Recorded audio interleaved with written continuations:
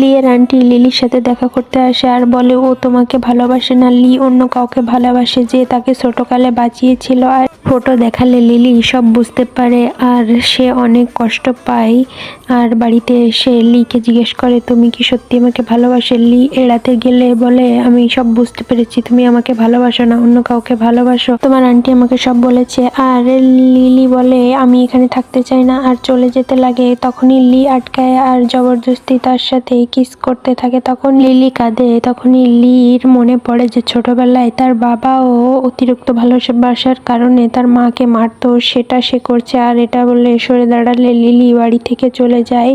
আর লি সেটা দেখেও লিলিকে আটকায় না। তখন এই সেক্রেটারি বলে যে ম্যাডাম আপনাকে ভুল বুঝে চলে যাচ্ছে। তখন বলে ওকে যেতে দাও, আমার সাথে থাকলে ও সুখী থাকবে না। আজকে আমি অলমোস্ট ওকে হার্ট করে দিয়েছিলাম।